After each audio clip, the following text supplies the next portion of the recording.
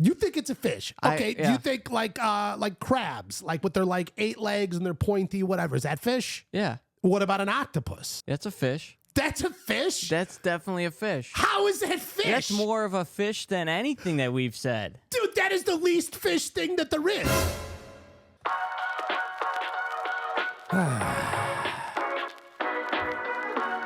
Gizmo, you ready? Yeah, you are.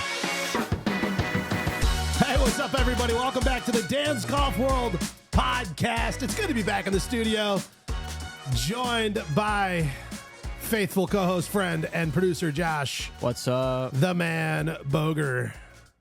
How you doing today? Dude, I'm good. I'm ready to go. Are you like vibing? Are you like in the zone? Yeah, I'm in the zone today. For some reason, like every week, this golf journey is just getting more and more fun. I actually took this weekend and last weekend off. Kind of got in trouble with the girlfriend a little bit. So you're getting into the over golf thing. Yeah. So I had to zone out for a little bit, but I'm back and I'm rolling now. I'm excited. Got new shoes. You're riding the lightning. Yeah, I finally stopped my slice for the most part. You were saying before the show started that you're actually working on starting to hit a little bit of a draw. Yeah. Dude, how's that feel? Like seeing the ball start to curve the other way. It's like, a lot of, I was the same thing. I was like a push slicer, and you can't control it. It just, everything goes that way. There's nothing you can do to stop it. And then you start like, wow, I reduced it some. It still goes that way. And then it's like, wow, I hit like a straight ball randomly. And then all of a sudden it's like, I saw the ball fall the other way. Yeah. And that is different and fun. Dude, I was hooking my wedges. You're a hooker now? Yeah. Josh is a big hooker. Yeah. That's great, man. I feel like I haven't golfed in like a month. You've been just busy. I know. And it hasn't been a month, but like a golf break feels like a month. Yeah. Like it might be like a week right now. Am I coming up on a week? I think it's about a week. I spent the stronger part of last week down in Memphis at the FedEx St. Jude Championship, round 1 of the FedEx Cup playoffs. And I will tell you, dude, it was hot. I heard, dude. Holy hot. All the pressers was just like, everyone's just hot. Crazy. Like, I'm talking like at one point it was like 97 degrees and 200% humidity. And if you step outside, you're just melting instantly. Now, you were talking about like, I think it was Friday, how there was no crowds. Yeah, dude. Was it the whole weekend? Surprised. Was that the whole weekend or was it just Thursday and Friday? I don't know what it is, but it was a rather low attendance event. And I was blown away. This was my first time going to this particular event. I've been to the BMW Championship when it was at Olympia Fields, which isn't far from here. And I felt like that was a great turnout. Big crowds, all the stands and everything were full. Down in Memphis, I don't know if it was the heat. I don't know if the fact that it was a rather unattractive location for, that part of the South in August, but it wasn't slamming.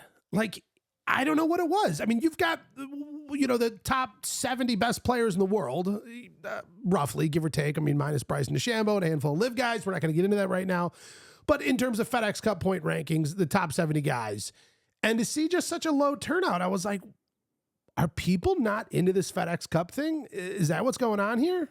That's what it seemed like, man. It's like it was the Open, yeah, the Olympics, yeah, and then everyone else is just done. Everybody's ready to like turn football on or something now. Oh, yeah, pretty much. It's coming up to that season. But I do have a question for you. So I was confused. This is my first year of actually diving deep in golf. Real deep.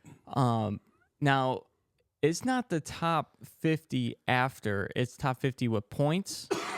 Yeah, it is. So it's FedEx Cup points from the season. So even if you were in the top 50 of last weekend's tournament, if you didn't reach, you're out. That doesn't mean that you do or don't move on next week. It's about, did you accumulate enough points or did somebody pass you in points to remain in the top 50? Oh, okay. But the top 50 is also important because that is also your ticket into all of the signature events next year. Top 50 is? Yeah. So if you want to play like, Pebble Beach and a lot of these, annual tournaments that go on that are the signature events, your pass into all of them. Your guarantee, that's all guarantee money. There is no cut. The very thing that they make fun of Live Golf for, oh, there's no cut, there's no competition. Okay, well, then why do you do it 8 times a year? Okay, whatever, we're not going to get into it. Well, at least we play for 4 days. Like, everybody shut up. Either way, what's really interesting, Jordan Spieth is not in. He's done. He's out of the top 50 in FedEx Cup points. He won't be at the signature events next year. Wow. Yeah, we've officially lost one of the big names of the PGA Tour. Do you think that he could get a sponsorship exemption? I don't know how often they're giving those out, but I also do know that he is he's preparing for a wrist surgery. Oh, that's right. I did read that. And so who knows, you know, I mean, they say that is one of the more tough surgeries to recover from as a golfer, aside from like lingering pain and all these other things, the mobility issues, the change of feel. Yeah. And there's so much, I mean, the hands are everything. I mean, you look at every interview of Tiger Woods ever, and just everything's all about the hands. And Jordan Spieth is a very handsy player. I mean, that's why his short game has been so incredible throughout his career. And now you think about someone's going to go in and start chopping away inside the wrist. Like, that is not an ideal situation. It doesn't sound fun. No. Because I saw pictures of him all taped up and stuff. Yeah, the KT tape going up like his elbow or his forearm, whatever. Now, did Rory really rip his shirt? Are you talking about the video I made? Yeah. That was an old. That was old? Okay. Was old. I didn't know if that was shock value. That would have been funny to see. But that Max Homa. Oh, dude. Geez. Yeah. The folks at home probably, I don't know, maybe I'll try and use the video at some point. But I was just doing like fun little player interview, quick questions, and I saw Max coming by the autograph area. And I was like, you know, I was just trying to ask these guys like one quick question, keep it fun. And I knew Max had a rough day. It's like 400 degrees outside. And I was like, hey, Max, so, you know, when's the next time you're planning on having a cold beer? Nothing. Dude, just stone cold, like, nothing. I can't even remember, like, if did he even, like, look at me? Like, no. What are you doing? Or did he just keep staring down like you don't exist? I think he might have gave you the side eye. He did like a little over there look. Yeah, like, oh, this guy. Either way, I was just like, he was not in the mood for that question. But some of those did hit. Yeah, it was fun. The Victor Hovland one cracked me up, dude. Because he loves his snacks, and I felt like it was just such a great topic theme for a question for him. First, it was DeChambeau's salty balls. Yes. Now, Hovland's nuts for nuts. Yes. Dan has been giving off suspicious energy for the past few months. Easy. I call dibs on being the next person to talk about my testes. You're with them all the time. I didn't even realize I had a theme going. You do have a theme going. Wow. What can I say? It's the nature of the sport and the equipment you use. Did you spend a lot of time on course, or were you in the booth most of the time because of the heat? I spend a lot of time in the media center, but I do try and go out every day and cruise around and like see what's going on, get a feel for the vibe, the crowd.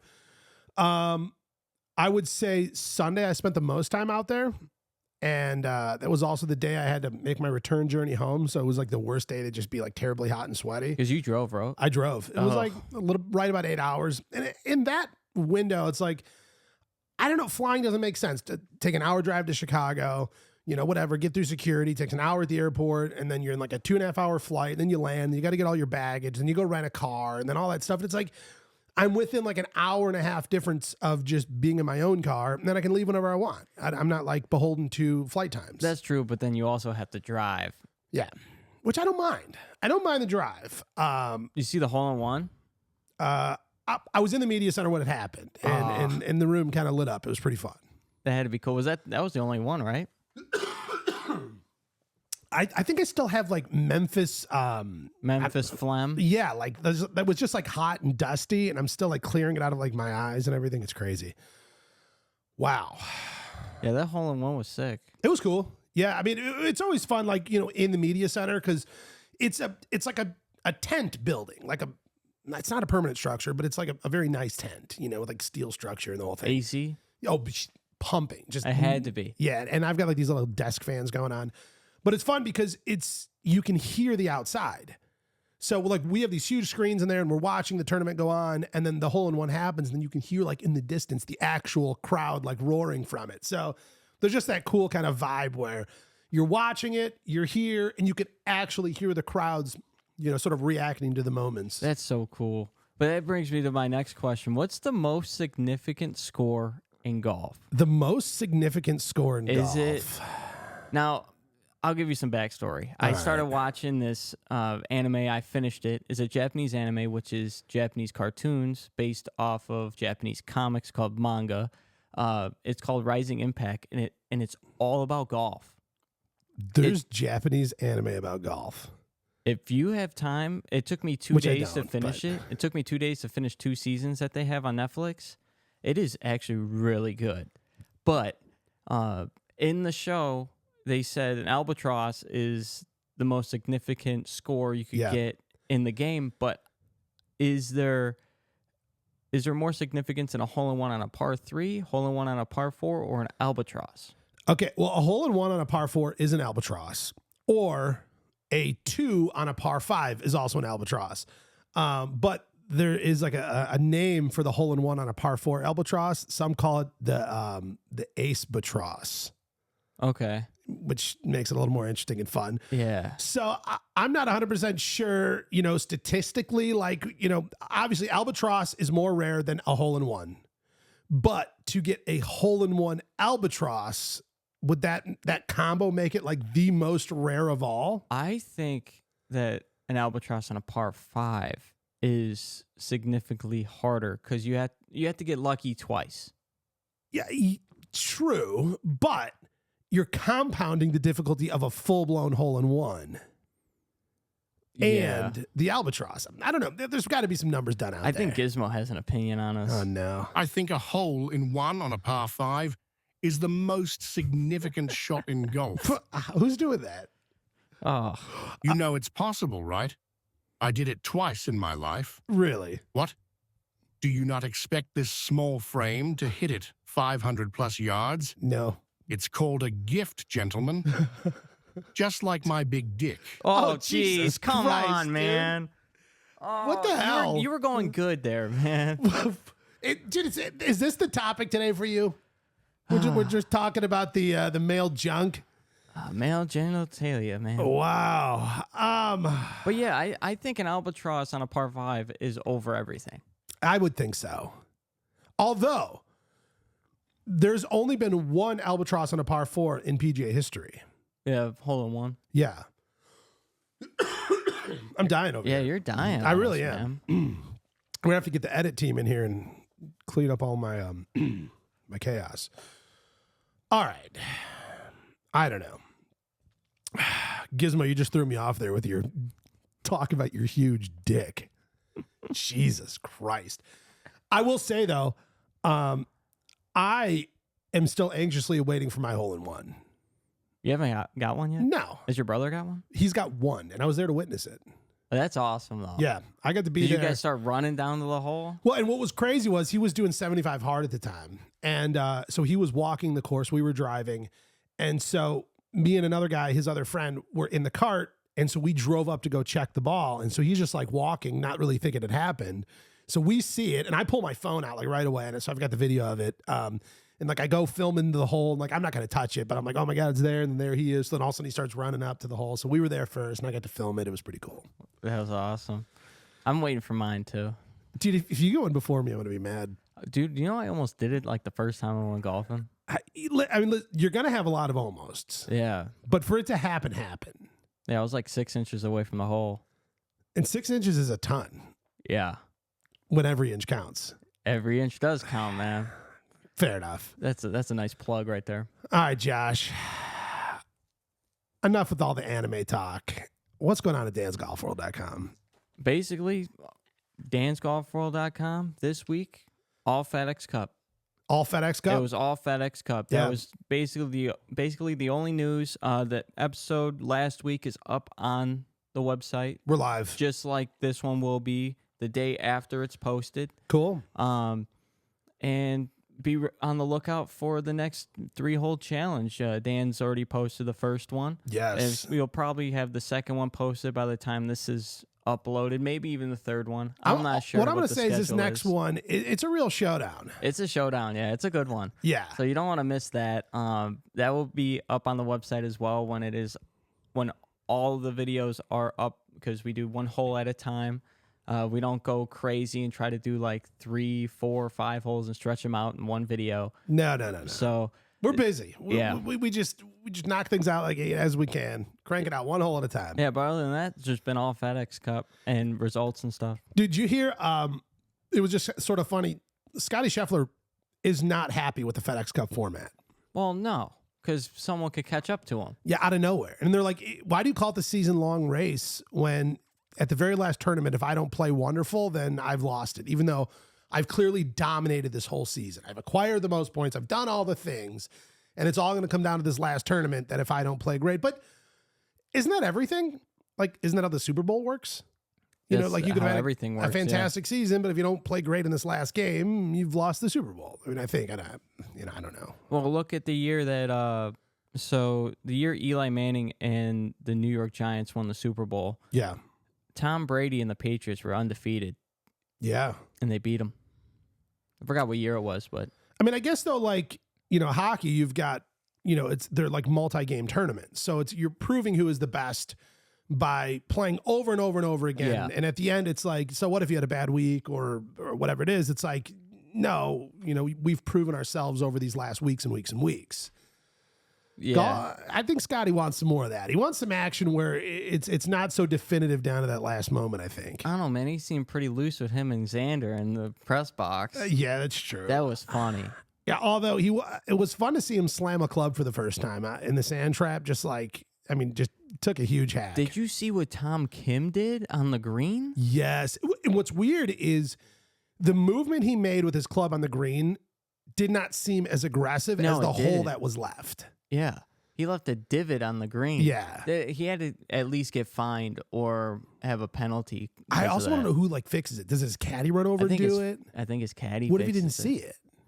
I don't know, but that was a huge divot for that little spike. You know what? He's having a rough year. He's going to have to go serve in the military. He's got a lot going on. Yeah, that is true. I feel bad for him. You are dying on us today, man. I am dying. Memphis in August has taken a toll on me. I'll tell you something. Weather out here is great. Besides the rain. Dude, I got home and I felt cold. Yeah. Like I was like, coming from, Satan's inferno of heat.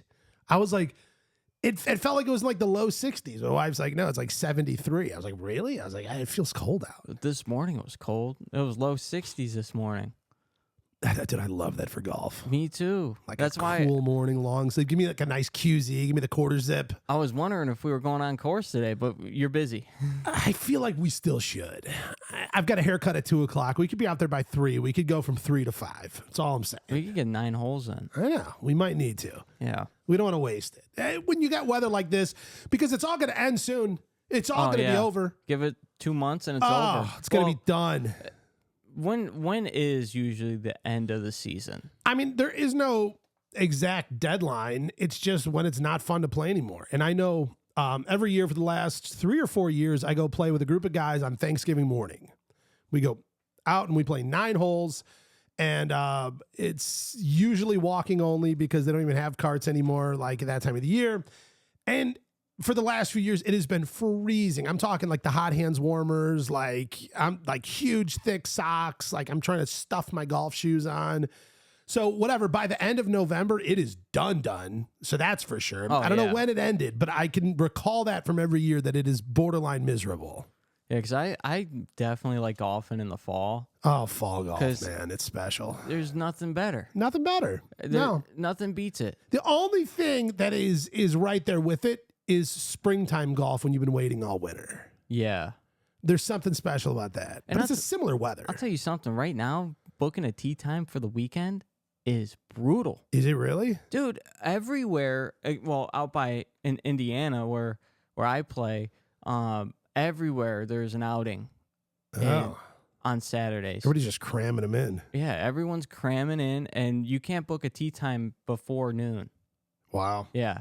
I mean, school's starting again. Like, everybody's like, hey, listen, we got to get our rounds in. Well, I mean, there's pros and cons to it. The cons are you're battling against time. Yeah. But the pros are it's a little cheaper because you don't have the premium rate of the mornings. Weekend morning tee prices are like ridiculous. Top of the top. That's the filet mignon of golf. Oh, yeah.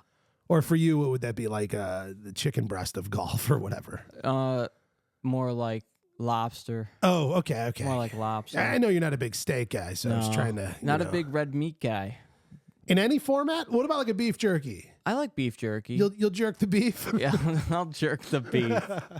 Yeah, you will. I'll have I had a burger this weekend. Like I'll eat burgers, but basically like I just prefer either chicken or actually recently it's just been fish. Like, Okay, what's your go-to fish? Just tell me right now. How do you do it? Salmon. I cook it up, put it on a pan, and then I put cayenne pepper. Oh, a little spicy. Okay. Some salt and pepper. All right. And what do you put in the pan? Little oil, like olive oil, butter, like anything? Straight, like just dry into the nonstick? The Pam. Oh, little spray, little spray, and then I just put the seasoning on, put it in there, and I swear I make some good. Yeah. Is it thawed all the way, or you go right in frozen? No, you got to thaw it. I'm just making sure. I don't know what's going on over here. No, you got to thaw it a little bit, but then I also like me and my girlfriend make this pasta where we used to put chicken in it, but we started putting shrimp in it. Ooh. And dude. All right, before we jump over to the shrimp, take me back to the fish. Little spray in the pan. Is the skin on or off? Do you have a piece of skin on the fillet, or is it a no skin fillet? It all depends. I like to get the ones where they have like a patty. Yeah. Oh, okay. And I cook those. I like those. Yeah. But with the skin, I always get that layer of like, on salmon where it's like that brown layer. Yeah. That I think that's so gross. What it is, it's where like the meat and the skin and then the layer of fat sort of come together, but it's highly flavorful. Yeah, see, that's like my least favorite part about it. That's why. Is it look, texture, or taste? Look. Ooh, so it has nothing to do with how the flavor. And once it looks weird, I'm gonna think there's a weird texture, and once there's a weird texture, I think it's gonna taste gross. Yeah. It's a trifecta, man. It's a ladder system. It is. Speaking of, the salmon ladder, that's a real thing. Salmon ladder. Is that the individual ladder that you like throw? No, that's the one in. Is it like a Ninja Warrior or whatever, where they keep going up? Yeah. Oh, that's like from Arrow. I don't know. You've never seen that show? No, never seen it. DC show from CW, great show. But yeah, man, just fish. For some reason I just really like fish. Like when you go to hibachi, I'm getting double fish now. I'm getting lobster and shrimp. Okay, neither of those are fish, but seafood. It's seafood. Okay, it's from the ocean. All right. Yeah, it's ocean. It's a fish. It's not fish. Well, lobster ain't fish, but shrimp. It's a crustacean. A shrimp is more of a fish than a lobster. However, neither of them are fish. Then what are they? They're ocean creatures. They're a crustacean. They have hard shells on them. Yeah, but don't they have to breathe water? That doesn't matter. That doesn't classify something as a fish. Just because it is submerged underwater breathing, I don't believe that is the qualification to make something a fish. I swear it is, man. You think it's a fish? Okay. Do you think like crabs, like with their like 8 legs and they're pointy, whatever? Is that fish? Yeah. What about an octopus? That's a fish. That's a fish? That's definitely a fish. How is that fish? That's more of a fish than anything that we've said. Dude, that is the least fish thing that there is. I don't even think they're sure that octopuses are from this planet. They probably aren't, but they're a fish. But they're a fish. You're out of your mind if you think that's fish. A dolphin is a mammal. Okay. It does go to the surface and suck in air. It's a different thing. So whales, same thing. What about a shark? That's a fish. That's a big fish. Turtle? It's got gills. Turtle. That's a mammal. Turtle. Okay. I'm just trying to figure out where you draw this made up line. If it breathes water, Frog. that's an amphibian. Okay. Again, I'm still trying to figure out where you draw the line here. Scuba diver. That's a human. Okay, I don't know. Listen, you That's a call everything a fish. fish. Now, you see a mermaid? That's a fish. It's a fish. Okay, they do have the scales. They do. I'll give you that. They could breathe actually, no, they breathe above water. Did you ever see that video of Kevin Hart swimming and Michael Phelps is watching him and he's like, look how fast I am, man. Look how fast I am. And Michael Phelps is like staring at it. And he's like, don't you be staring at it. Just look how fast I am. He was like, you got fins on your feet. That's why you're going so fast. He's like, man, I don't got nothing. I'm just swimming, man. Just leave me alone. I got nothing. He's like, you got fins on your feet. He was like, leave me alone. Kevin Hart was trying to trick Michael Phelps into speed swimming. Oh, yeah, good luck with that. He looked like a fish. Yeah. No, oh my God. You think a lobster's a fish? That's insanity. There's nothing wrong with that. Seafood boils. Go to. You ever go to those like those seafood places that like, I don't know, like the juicy crab and stuff like that? Like, why do they all have like a wet texture in their name? Like it's not like juicy, like the soggy, the soggy scallop. Like I don't know. Like well, you know, the place I go to is called the Cajun Crab Shack, so it's not. Oh, they don't have moisture in the name. That No. helps. Any of these things like the juicy or the wet or the soggy. I don't need. I don't know, the wetness in the name. Yeah, but I mean that's how it is though. Well, yeah. The best part about it is dipping The meat fish. right back into Dipping the fish. dipping the fish right back in and eating it, man. Double fish at Benihana. But crawfish aren't fish Why? How is that not the same as a lobster or a shrimp? because you see them in streams. So it's the depth of the body of water? I think so. Oh my God, dude. All right. What if a shrimp swims up to like near the shore? It's not deep there. Still a shrimp. It's Still a fish. God. This is the most frustrating definition I've ever heard of in my life. It's all right, Josh. Just get yourself some ketchup. Ew, no, Dip it in dude. there. Okay, hot take. Ketchup is the most disgusting condiment in the world. It is not. It is so gross. It is not. Dude, it can go on literally anything. Okay. All right, of course, you've got your basics. Cheeseburger, throw me on some ketchup. Hot dog, give me a little drizz of ketchup. Some French fries, dip them in ketchup. They don't have fries, you're having some chips, you can dip it in your ketchup. We can go farther than that. Having a little grilled cheese, dip it in some ketchup. If your mac and cheese is a little dried out, give it a little drizzle of ketchup. Oh, yeah. If your mayo seems a little plain, add some ketchup. Now you got fancy sauce. You know what I do to all those? Instead of ketchup, it's either barbecue sauce or buffalo sauce. Nobody needs all that. I mean, those are fine. I'm not against that. But ketchup is like the base, the staple. Isn't barbecue sauce like halfway made out of ketchup? Yeah, but if you grew up in Chicago, you don't put ketchup on stuff. I don't. Did you live on the 32nd floor of the John Hancock building? Like, what are we talking? Yeah, man. Penthouse, man. I grew up Jesus. privileged. You having those no ketchup dogs? That's how. Do you see a Chicago dog with ketchup on it? All right. Here's a video we need to throw out there just so people can experience and see. The hot dog station at Green Garden is next level. Oh, yeah, it is. Dude, it's next level. I don't think I've ever seen that at a golf course before for like the Turn Glizzy setup station. It's the entire accoutrement to make a Chicago style hot dog in a nice little buffet counter. Oh, are you talking about the pro shop? Yeah. Okay, yeah. Dude, we should throw a video out there for everybody just to see. Yeah, we need It to is make one, yeah. next level elite hot dog setup. Oh, It's pretty special. nothing beats it. Yeah. It's awesome. That's a good take. I don't think I've seen it anywhere, and I want to present that to the world just so they can realize the way it should be done. Yeah, we'll have to make a video. All right, Josh. I like this. You were chatting a little bit earlier about your question here, the most satisfying things that can happen on a golf course. Oh, yeah. I love this concept. Yeah. So basically, we'll go back and forth. Gizmo's involved too. Oh, So welcome to the party. We'll go around and just say satisfying things. Dan, you'll start it off. All right. You're the host. All right.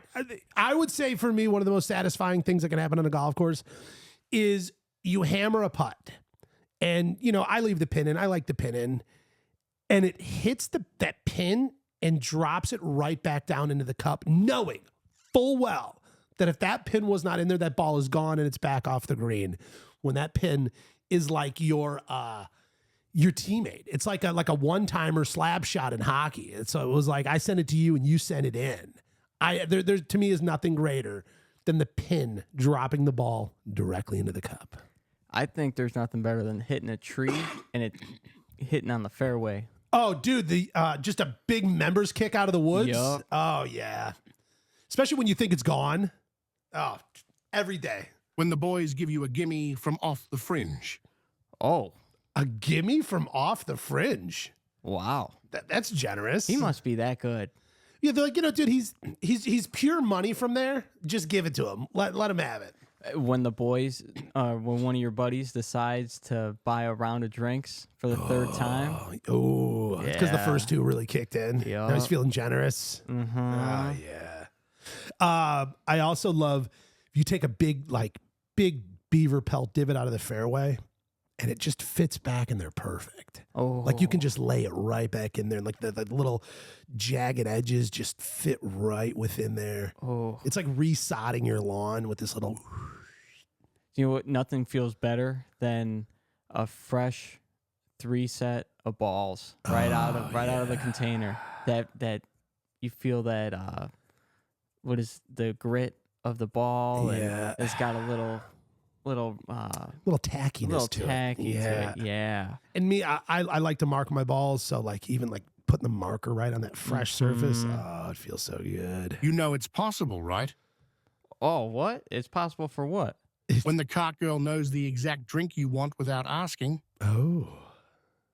Oh, that's a good take. That's when you're a real regular. When she's Yeah. like, hey, Gizmo, you having another one of your old fashions or whatever the hell you drink? I got a better one. When the cart girl knows your name.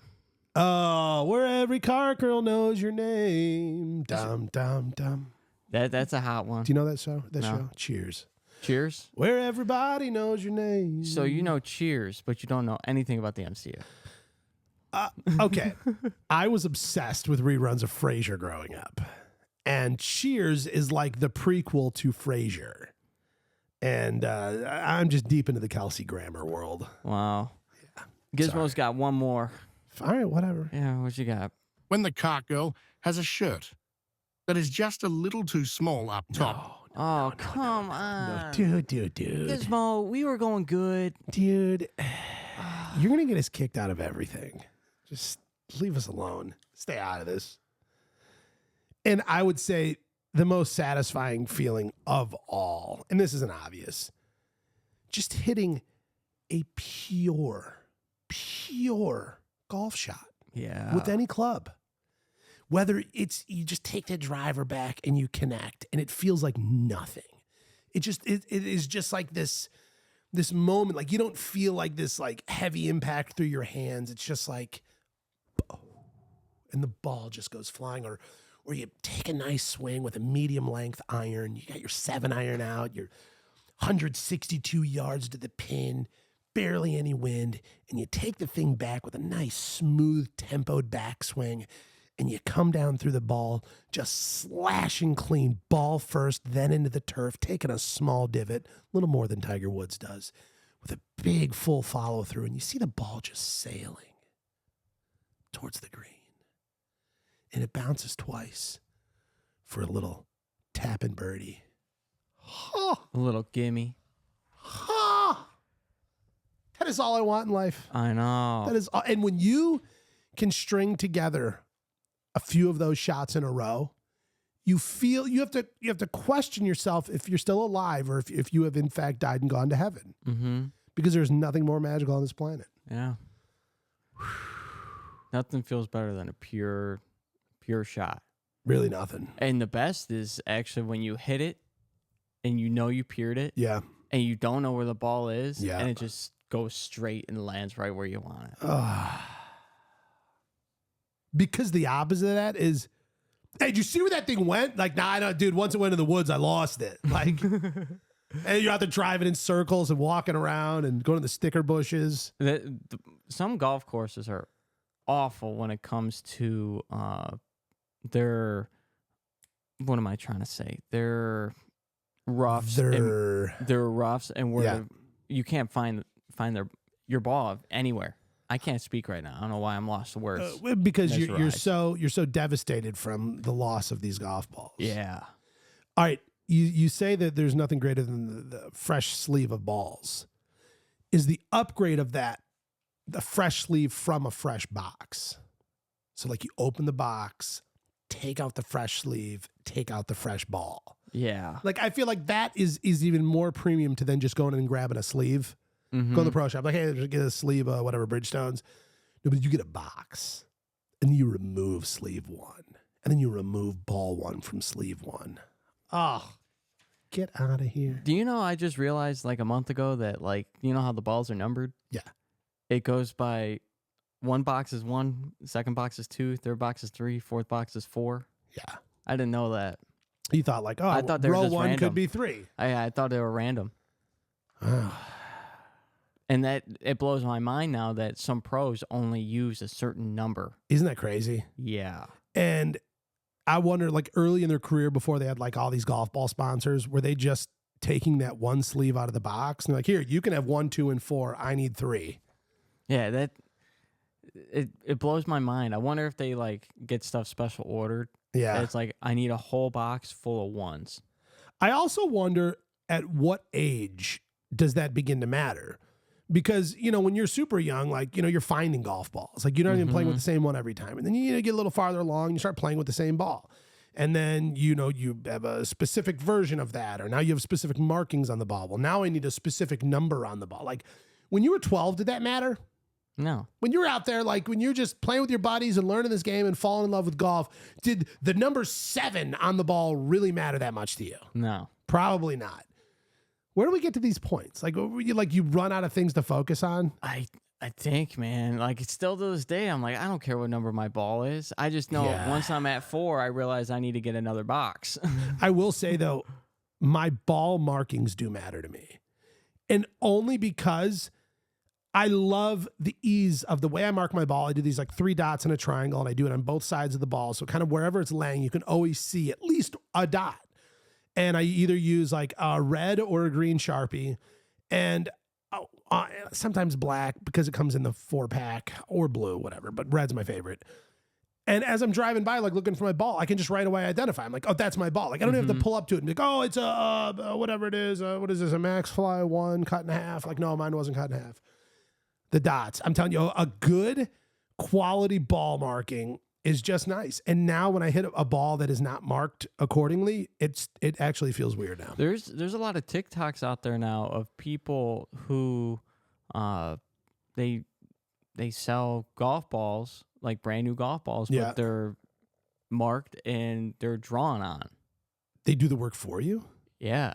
Like they say it's a girlfriend of a golfer thing or a wife of a golfer thing, where they take the golf balls, they take the golf balls, they draw on them, whatever they want, and they just like, here, because a golfer's not going to turn down free golf balls. Of course not. No, it's like a hunter turning down free bullets. Have you seen the TikToks about these girls that are like, you know, all guys want to do is go golf. Let's just go with them, and then we can spend that time together. Now, you might have a different opinion because you're more in like the dating phase, whereas I'm way deeper into the married phase. But do you want your significant other there never, sometimes, or always when you golf? It depends. So if and you don't have to get yourself in trouble here. No, you know what I mean? Okay. So usually if and then it's, there could be in betweens. Like I said, sometimes, always, never, or whatever. But there could be like rarely and periodic. You know, whatever. So like I think if I don't have a rider with me, I would want to bring her. Because I just so don't like wanna... you're a threesome and 2 buddies are in one cart and you got an open seat. Hey, come on, ride along. Let's have fun. Yeah. Okay. But like if it's a foursome, and I'm not I'm not going to be a burden to the course. I'm like, Yeah, we need a spare cart, and Yeah. then now somebody has to ride alone, even though we're a proper foursome. Yeah. So we have 3 carts, and it's a whole thing. yeah. So I don't do that. Usually, like, I'll bring her to the range. Yeah, Actually, the last time she came out to golf with us, it monsooned on us. jeez. So she goes, "You took me out here for me to get pissed on." Rain or shine, honey, we're out here Yeah, grinding. It was rough. I felt bad. But it depends situationally. So it's not an always and it's not a never. No, I'm trying to get her to actually start swinging, Okay, but she won't do it. you're talking about the golf club, right? Yeah. Good. Listen, I don't know. We were talking about relationships. The theme here, man. Sorry, Gizmo, stay out of this. Do you think that she will ever take interest in the game, or do you No. think she just enjoys being there with you? I think she just enjoys being there with me. She likes making fun of me when I hit a bad shot. Does it bother you? No, because I'm laughing most of the time, too. good. 'Cause You don't I'm take like, it too serious. Oh. You're not snapping clubs like your buddies. oh, no. Dude, tell us the story. What's Oh. going on with these Dude, guys? my buddies, man. I love them to death, man. Because you just asked me today, you're like, hey, my buddy so-and-so is wondering if you got a spare 3-wood. I'm like, why? What happened? So what's going on with these guys? Man, they just get frustrated, man. I try to, like, calm them down. I'm like, yo, man, it's just golf. Or, Yeah. like, you can't be that good. Like, we're not going to be phenomenal in the 3 months that we played. Yeah. Like, and one buddy, like, one of them, he got so mad. I think he's probably snapped like 3 or 4 clubs. No way. Is he And- like over the knee? Is he slamming on the ground? I think he's kind of like overhead. Whoa, wow. He's I think like, I don't think it matters to him. yeah, this club needs to break. It's the And- club's fault. And I'm like, come on, guys. Like, and then it's like, for example, he snapped his pitching wedge. Next hole, he needed a pitching wedge. Yeah, that's a pretty frequent club to use. And I'm like, dude, you're an idiot. Yeah. And then this week, another one of my buddies snapped his 3-wood, another club that is super. You need that. I use my 3-wood sometimes more than my driver. Yeah, I'm the same way. It's insanity. Like, I'm like, guys, calm down. These guys are absolute beginners snapping clubs over being frustrated over shots that they're just not that good at yet. Like, I know for a fact if I hit like 2 or 3 good drives in a row, I know for a fact I'm topping it. Like, Yeah. I know it's coming. Yeah. I go, I'm too hot. Like, it's not happening. But I'm not an expert who is just going to hit every single drive perfect. I'm going to hit 3, 4, 5, 7, 10 good drives in a day. So I need to know that there's going to be a few not so good drives coming, and I need to be okay with that. Yeah, and that's a perfect segue. Is so when you go to the range, Yeah.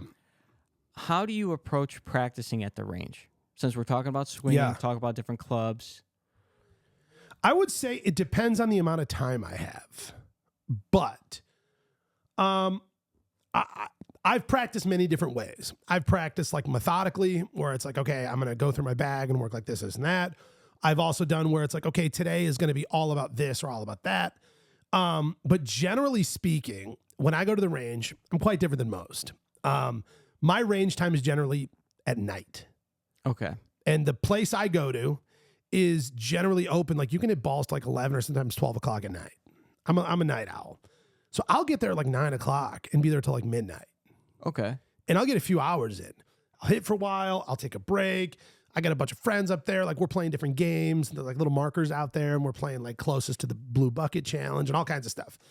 But for me at this point in my golf journey, I mean, I've been doing it for like 8 or 9 years now. I work on what was an issue with me in my last few rounds. Okay. So, but I do try and get through the whole bag and kind of feel everything and see if there's any new problems or stuff I've been working on or stuff I've been thinking about. I no joke, I lay in bed at night thinking about the golf swing. And there's even times where like I have to get my notepad out because I'm just like, I have like an epiphany about a thought and like some movement or something. And I'm writing stuff down.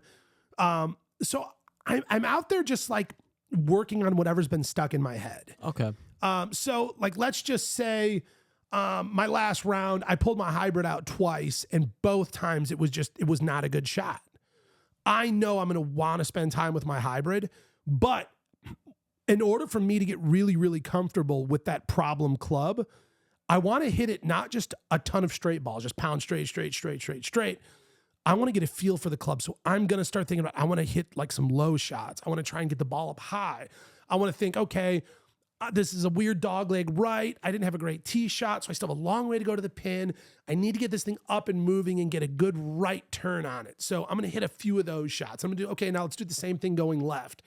And for me, for that club to feel comfortable for me again when I go back out there after having some sort of a weird day, something that took that confidence away from me, I need to be able to hit that club in tons of different shapes and fashions for me to be happy with it again. Okay. And then I'll just kind of go through the bag and hit a lot of wedges and do like, I mean, again, I'm always playing out scenarios. It's tons of scenarios in my head.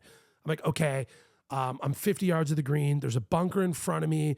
There's not a lot of room behind it. So I got to hit a high ball, try and put some spin on it and see if I can get it to stop somewhere over there. Okay. Do that a few times. And then I'm always making up scenarios.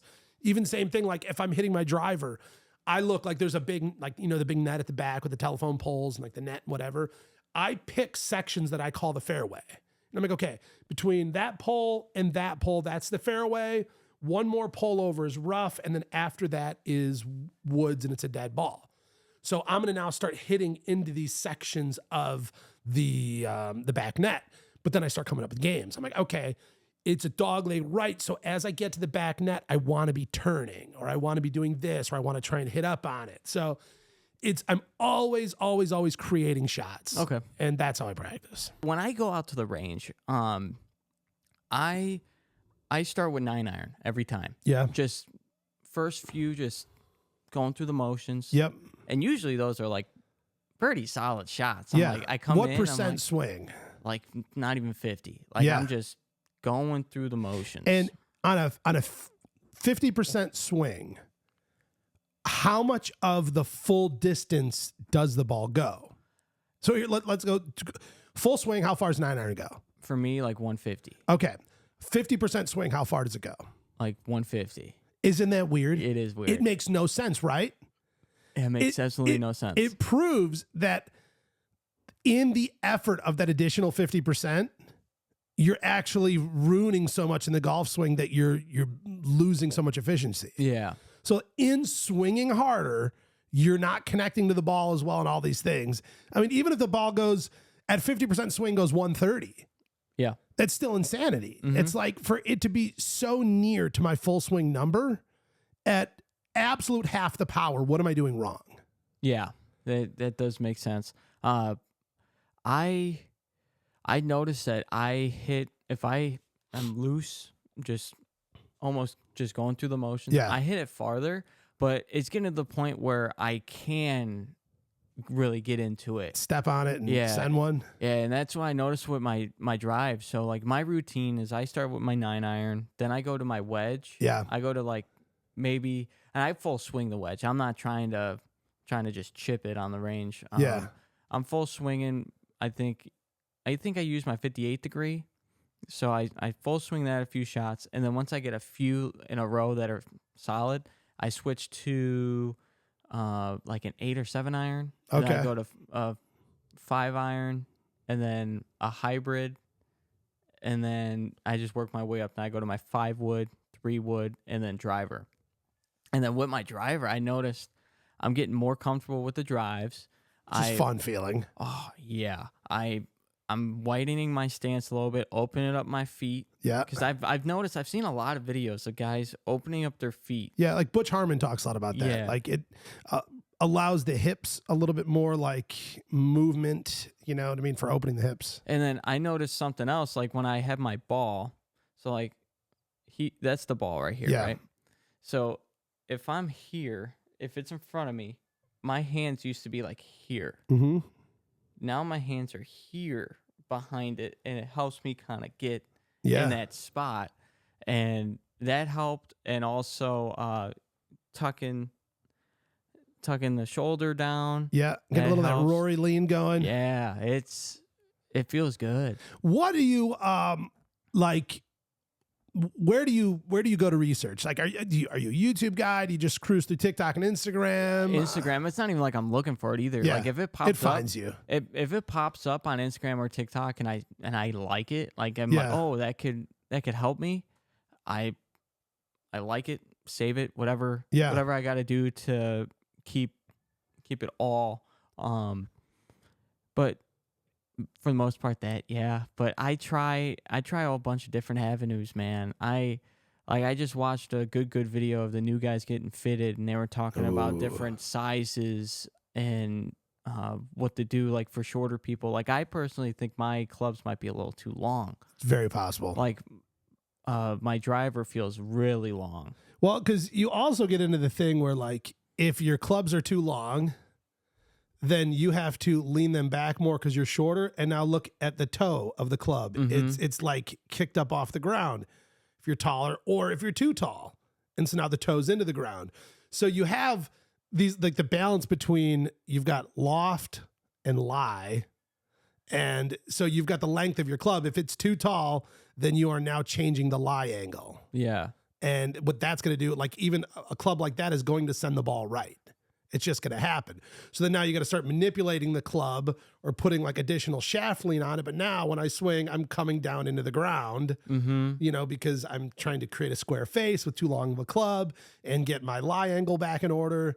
So there are so many like dynamics in that to having a proper club to a swing and everything that works, and you can hit a ball and hopefully make par. Yeah, because I feel like my 3-wood length should be my driver length. Oh. Because I swing my 3-wood like that's my best club. Yeah. That's by far my best club. That gives me out of everything. I love a good 3-wood. Oh, that's so good. I got that dark speed. It's dark so speed. Good. It's so good. God, I want to go play golf right now. Me too. Why do I have so much stuff to do before we can golf? I know. Let's just get out of here. Let's cancel everything and go golf, Josh. Speaking of golf, Yes. did you come up with your twist? Oh my! I was supposed to think about that. Okay. Catch me up to speed. Where are we at so far on our challenge? Even clubs. As we get into this, even clubs. We're gonna figure out the handicap if we're even gonna use handicap. Yeah. That'll probably be day of video. Yeah. We'll figure out that. But me versus you, mano y mano. Okay. Pod versus pod, Civil War. Here's the twist. I actually did think about it. I had to remember everything else that we had going on. Mulligans and reverse mulligans.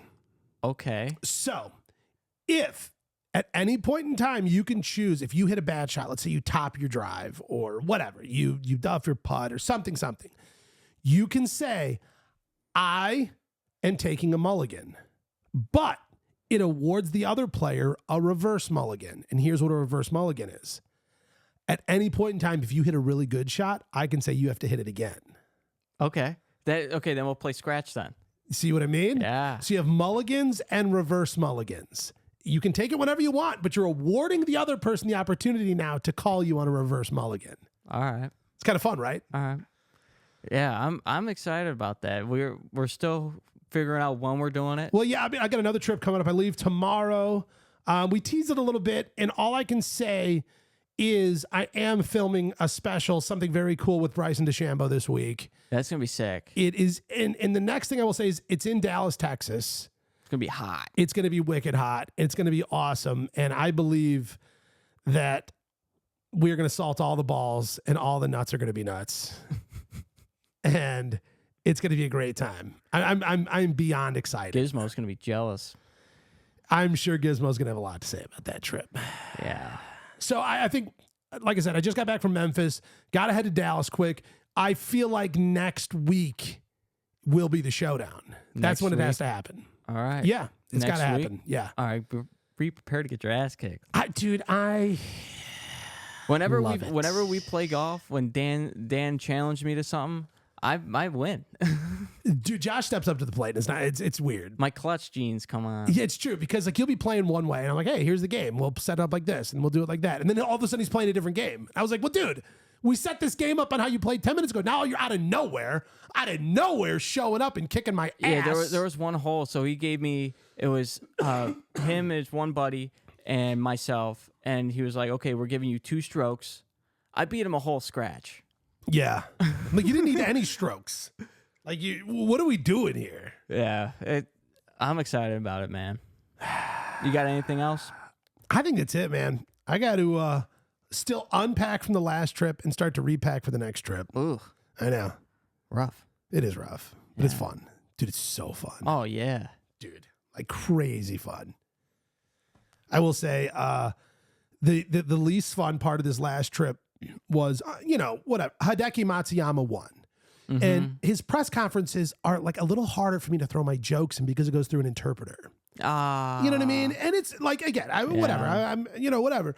I'm just saying, like, my style of humor doesn't play as well in that. So, and it whatever. could be cultural stuff too, especially if he speaks a different language. Yeah. Then those jokes could be misinterpreted so easily. No joke. You know what I did? I left before the press conference. I was like, what am I going to do here? I don't know. I got nothing. I'm not going to contribute anything. I got an 8.5 hour drive back. I'm just going to hit the road. Yeah, it makes sense. So I left. Yeah. First time in a long time I did not stay around for the press conference after a major golf tournament. Wasn't a major. It was not a major, but it was a major tournament. Oh, okay. Yeah, I got you. Influential. It was important. Yeah, I got you. Lobster is not fish. Yes, it is. This is Dance Golf World. We'll see you next week. Thank you.